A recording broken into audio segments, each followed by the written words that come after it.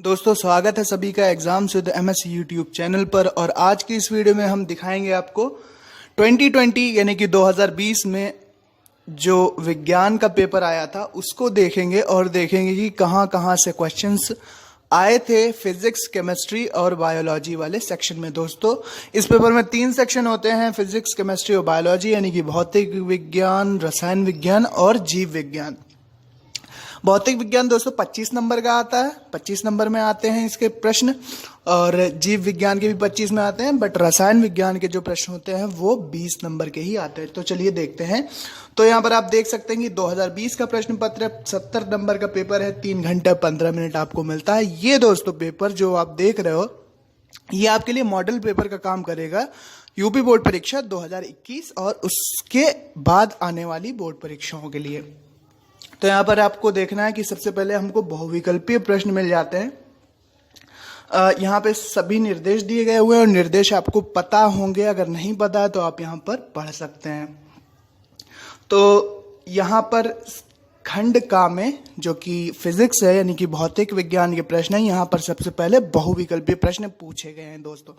तो बहुविकल्पीय प्रश्न पूछे गए हैं, यहाँ पर आप देख सकते हैं कि इलेक्ट्रिसिटी वाले चैप्टर से ये आपका बहुविकल्पीय प्रश्न उठाया गया है कि 1.5 वोल्ट विद्युत वाहक बल के सेल का आंतरिक प्रतिरोध 3 ओम है, तो सेल से प्राप्त अधिकतम धारा का मान कितना होगा। दोस्तों आप ही को हल करना है, बस हम यहाँ पर मॉडल पेपर अभी दिखा रहे हैं। अगर आप कमेंट करेंगे कि हमें इस पेपर का सॉल्यूशन चाहिए तो हम इस पूरे पेपर का सॉल्यूशन या एटलीस्ट कम से कम हर एक सेक्शन का सॉल्यूशन के वीडियो अलग अलग बनाकर आपको उपलब्ध कराएंगे।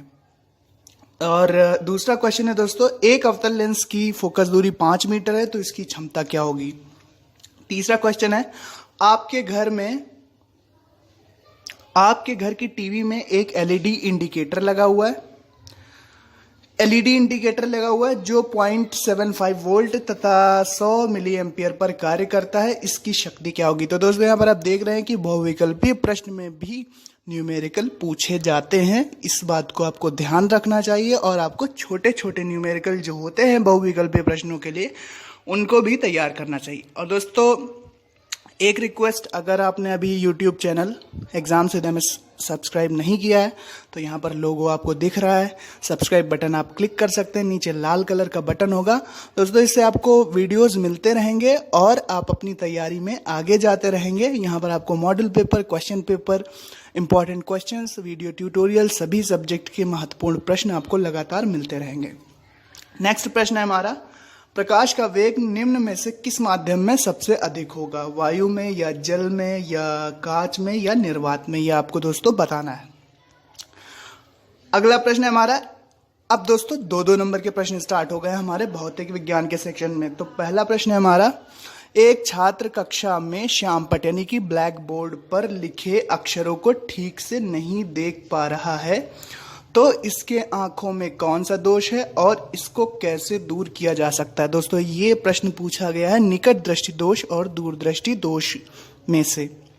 जो हमारे दृष्टि दोष होते हैं वो आपको पढ़ना चाहिए, उससे क्वेश्चन आते रहते हैं। दूसरा प्रश्न है, कोहरे के समय वाहनों में सोडियम प्रकाश क्यों वांछित होता है। वांछित का मतलब आवश्यक होता है या जरूरी होता है, इसके कारण आपको देना है। नेक्स्ट प्रश्न है आपको दोस्तों, यहाँ पे एक न्यूमेरिकल है कि आपके घर के एक विद्युत मीटर पर 200 वोल्ट 20 एम्पियर लिखा हुआ है, आप इस मीटर से अपने घर में अधिकतम कितना विद्युत भार संचालित कर सकते हैं, उत्तर को किलोवाट में बताइए। 2 नंबर का ये प्रश्न है। अब दोस्तों 4-4 नंबर के प्रश्न आपको सॉल्व करने हैं। और 4 नंबर का पहला प्रश्न कौन सा है, एक अवतल दर्पण से फोकस तथा वक्रता केंद्र के बीच स्थित वस्तु के प्रतिबिंब का किरण आरेख बनाइए तथा प्रतिबिंब की प्रकृति तथा उसका आकार बताइए, ये आपको बताना है। 4 नंबर का है क्वेश्चन। अथवा में आपको एक विकल्प मिल जाता है, क्या है विकल्प, श्वेत प्रकाश का प्रिज्म द्वारा वर्ण विक्षेपण की घटना को चित्र द्वारा समझाइए। दोस्तों ये थ्योरेटिकल क्वेश्चन है, अच्छा सा क्वेश्चन है। किस रंग की किरण सबसे अधिक विचलित होती है, ये आपको या तो तीसरे का जो पहला वाला है या तो आप वो कर सकते हो या फिर आप अथवा में दिया क्वेश्चन अटेम्प्ट कर सकते हो। अब दोस्तों यहाँ पर परिपथ पर आधारित क्वेश्चन पूछा गया है। यहाँ पर लिखा हुआ है कि निम्न परिपथ में प्रवाहित होने वाली धारा का मान ज्ञात कीजिए, सेल के सिरों के बीच वोल्टता ज्ञात कीजिए। जो परिपथ में धारा प्रवाहित होगी, इस पूरे सर्किट को आपको जो टोटल प्रतिरोध है वो सब कैलकुलेट करते हुए इसमें जो धारा प्रवाहित होगी उसका मान निकालना है। अथवा में आपको दूसरा न्यूमेरिकल दिया गया हुआ है कि आपके घर में प्रयुक्त 1.5 किलोवाट का एक एयर कंडीशन यानी कि एसी प्रतिदिन 10 घंटे चलाया जाता है। प्रतिमाह यानी कि 30 दिन खर्च होने वाले विद्युत ऊर्जा का मूल्य ज्ञात कीजिए यदि प्रति यूनिट विद्युत मूल्य 7 रुपए हो। अब दोस्तों 7 नंबर का क्वेश्चन आपसे पूछा जाएगा और ये दिष्ट धारा जनरेटर और आपका वैद्युत जनित्र होता है, एसी जनित्र और डीसी जनित्र, इन सबसे ये क्वेश्चन पूछे जाते हैं। प्रत्यावर्ती धारा और दिष्ट धारा में अंतर लिखिए। एक प्रत्यावर्ती धारा जनित्र का सिद्धांत एवं कार्यविधि संक्षेप में समझाइए, आवश्यक चित्र भी बनाइए। अथवा में आपको क्वेश्चन क्या दिया हुआ है कि किसी चुंबकीय क्षेत्र में स्थित धारावाही चालक पर लगने वाले बल की दिशा ज्ञात करने का नियम लिखिए। चित्र की सहायता से विद्युत मोटर की कार्यविधि समझाइए। अब दोस्तों सेक्शन केमिस्ट्री खंड खा यानी कि सेक्शन बी स्टार्ट होता है यहाँ से। तो यहाँ पर बहुविकल्पी प्रश्न दिए हुए हैं। निम्न में कौन सा एल्डिहाइड है, H2SO4 के जलीय विलयन का पीएच मान कितना होगा, निम्न में से कौन सी धातु अम्ल से हाइड्रोजन विस्थापित नहीं करती, निम्नलिखित यौगिकों के IUPAC नाम लिखिए। अब यहाँ पे देखिए केमिस्ट्री वाले सेक्शन में 3 बहुविकल्पीय प्रश्न पूछे जाएंगे, 3 MCQ पूछे जाएंगे। अब दोस्तों IUPAC वाले नाम पे हम चलते हैं। IUPAC आपसे 2 नंबर के पूछे जाते हैं। तो यहाँ पर इसका IUPAC नाम लिखना है आपको। इसका दोस्तों इसका नाम हो जाएगा एथेनोइक एसिड और दूसरे का नाम हो जाएगा आपका मेथेनल। ये इनके IUPAC नाम है। दूसरा प्रश्न है बेकिंग सोडा बनाने की एक विधि तथा इसका एक उपयोग लिखिए। दोस्तों केमिस्ट्री वाला सेक्शन काफ़ी सरल होता है। अगर आपका सेक्शन ये सरल मतलब अच्छे से तैयार किया होगा तो आप इसको चुटकियों में सॉल्व कर लोगे। नेक्स्ट है हमारा साबुन की सफाई प्रक्रिया की क्रियाविधि समझाइए। अगला प्रश्न है आपसे पूछा गया है क्या होता है जब आपको केवल रासायनिक समीकरण देना है। जिंक पाउडर यानी कि जिंक चूर्ण को तनु सल्फ्यूरिक अम्ल में मिलाया जाता है। दूसरा है आपका सोडियम ऑक्साइड को जल में घोला जाता है। नेक्स्ट है हमारा धातु तथा अधातु में, यहां पर आपको केवल रासायनिक समीकरण देने हैं इन 2 क्वेश्चंस के। नेक्स्ट है हमारा प्रश्न धातु तथा अधातु में भौतिक गुणों के आधार पर अंतर स्पष्ट कीजिए कि क्या धातुओं और अधातुओं में अंतर होते हैं। अब 4 नंबर का क्वेश्चन आपसे क्या पूछा गया है किन्हीं 2 अभिक्रियाओं को उदाहरण सहित समझाइए। कौन कौन सी अभिक्रियाएं, 4 अभिक्रियाएं दी हैं, 2 को आप उनकी पहले परिभाषा लिखो और फिर उसका उदाहरण भी लिख दो। संकलन अभिक्रिया, प्रतिस्थापन अभिक्रिया, ऑक्सीकरण अभिक्रिया और दहन अभिक्रिया। नेक्स्ट क्वेश्चन हमारा निम्नलिखित तत्वों के युग्मों के संयोग से बनने वाले स्थायी द्विअंगी यौगिकों के सूत्र लिखिए। 3 नंबर का आपका प्रश्न है। यहाँ पर आपको कुछ तत्व दिए हैं, आपसे पूछ रहे हैं कि इनके संयोग से बनने वाले स्थायी द्विअंगी यौगिकों के सूत्र लिखिए, यानी कि बाइनरी कंपाउंड जो इनसे बन सकते हैं। नेक्स्ट है आपका प्रश्न 4 नंबर की, या तो आप ये वाला प्रश्न कर सकते हो द्विअंगी यौगिकों के सूत्र वाला, या फिर आपसे पूछा गया है क्या होता है जब आपको केवल रासायनिक समीकरण देना है। दोस्तों अगर आपको रासायनिक समीकरण आते हैं तो इससे आपको काफी सारे प्रश्न हल करने आसान हो जाएंगे in the section of chemistry.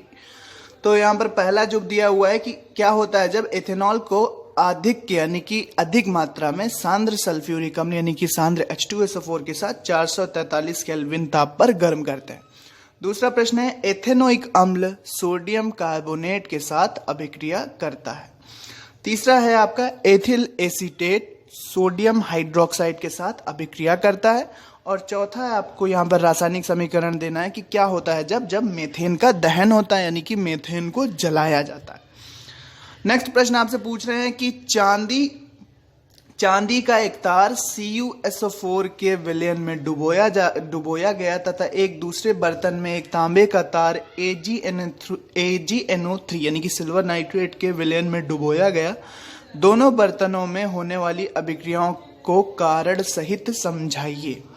Next है हमारा प्रश्न, आयनिक यौगिकों का गलनांक उच्च क्यों होता है? यहाँ पर आपको इसका कारण लिखना होगा। अगला प्रश्न है हमारा, अगला प्रश्न नहीं है, यहाँ पर सेक्शन चेंज हो गया है, बायो स्टार्ट हो गई। बायो दोस्तों 25 नंबर में पूछी जाएगी। तो पहला बहुविकल्पीय प्रश्न है कि परागकोश में क्या होते हैं। दूसरा प्रश्न है आपका कि पादप यानी कि प्लांट में जाइलम का मुख्य कार्य क्या होता है? जल का संवहन है या भोजन का संवहन या उत्सर्जित पदार्थों का संवहन है या सभी का संवहन है। तीसरा प्रश्न हमारा बहुविकल्पी, मस्तिष्क उत्तरदायी होता है किसके लिए? सोचने के लिए या शरीर संतुलन के लिए या हृदय स्पंदन के लिए? ये सभी कार्य करता है। नेक्स्ट है हमारा प्रश्न बहुविकल्पी, समजात अंगों का उदाहरण कौन है? समजात और समवर्ती अंग पर दोस्तों बहुत बार बहुविकल्पी प्रश्न पूछे जाते हैं, तो आपको ये टॉपिक क्लियर रखना चाहिए। हमारा हाथ तथा कुत्ते का अग्रपाद यानी कि उसके अगले पैर जो होते हैं दोस्तों, हमारा हाथ तथा दाती का हाथ, आलू तथा घास तथा उपरोक्त सभी, इसमें आपको सही विकल्प चुनना है। नेक्स्ट है हमारा प्रश्न, नेक्स्ट प्रश्न है हमारा कि रंध्र यानी कि स्टोमेटा क्या है? इसकी उपयोगिता स्पष्ट कीजिए। जो पौधों की पत्तियों में रंध्र पाए जाते हैं, स्टोमेटा पाए जाते हैं, उनका क्या कार्य है और ये क्या होते हैं, ये आपको बताना है। इसके बाद प्रश्न है 2 नंबर में कि दंत क्षरण से आप क्या समझते हैं? स्पष्ट कीजिए। इसको आपको समझाना है, इस पे आपको शॉर्ट नोट लिखना है, आपको इस तरह से करना पड़ेगा। दोस्तों दंत क्षरण का मतलब होता है, दंत क्षरण का अर्थ होता है कि दांतों का खराब होना यानी दांतों का क्षरण होना। नेक्स्ट प्रश्न है हमारा, प्रतिवर्ती क्रिया रिफ्लेक्स एक्शन से आप क्या समझते हैं? इसका नामांकित चित्र भी बनाइए। दोस्तों हर बार आता है, भर भर के आता है, आपको ये प्रश्न जरूर याद करना चाहिए फॉर द बोर्ड एग्जामिनेशन। अगला प्रश्न है हमारा 4 नंबर में पूछा गया है कि वाष्पोत्सर्जन किसे कहते हैं? इसके महत्व को चित्र से स्पष्ट कीजिए। अथवा पित्तरस क्या है? यह रस कहाँ से स्रावित होता है तथा एकत्र होता है? कहां से स्रावित होता है तथा कहां एकत्र होता है? इस तरह से ये क्वेश्चन पूछा गया 4 नंबर में। फिर आपसे दोस्तों 4 नंबर के प्रश्न 2 आएंगे और यहां पर 4 दिए होंगे जिसमें आपको 2 करना है। तो अथवा में एक ऊपर ऑप्शन था और यहां पर भी एक आपको अथवा में ऑप्शन मिलेगा। तो पहला प्रश्न है कि आनुवंशिकता से आप क्या समझते हैं? इसके जन्मदाता कौन थे? इसकी विशेषताओं का उल्लेख कीजिए। अथवा परागकण क्या है? ये कहाँ पाए जाते हैं? विभिन्न प्रकार के परागकण का उल्लेख कीजिए। ये दोस्तों इस पूरे क्वेश्चन पेपर का हम सॉल्यूशन देंगे अगर आप लोग ढेर सारे कमेंट करेंगे कि हमें इस पेपर का पूरा सॉल्यूशन चाहिए, पूरी तरीके के साथ, पूरे व्यवस्था के साथ हम इसके सभी क्वेश्चंस के आंसर आपको लिखकर उपलब्ध कराएंगे अपने वीडियो में। नेक्स्ट प्रश्न है हमारा 7 नंबर का प्रश्न है बायोलॉजी सेक्शन से कि प्राकृतिक संसाधन से आप क्या समझते हैं? ये कुछ नया प्रकार का प्रश्न पूछा गया है। प्राकृतिक संसाधन से आप क्या समझते हैं? मानव समाज को होने वाले इसके लाभ का संक्षिप्त उदाहरण सहित वर्णन कीजिए।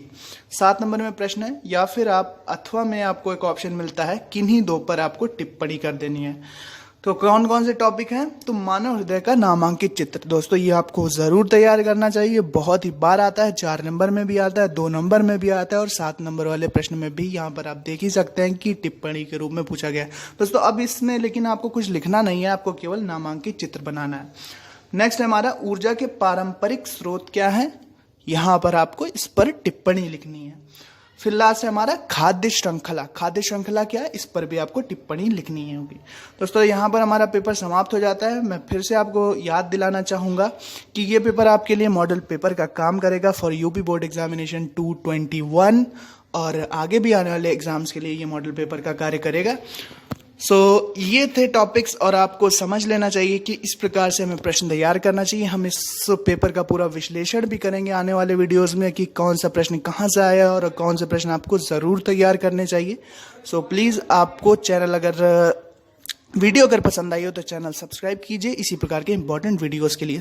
Thanks for watching and listening me and good luck for your future. Thank you and bye bye.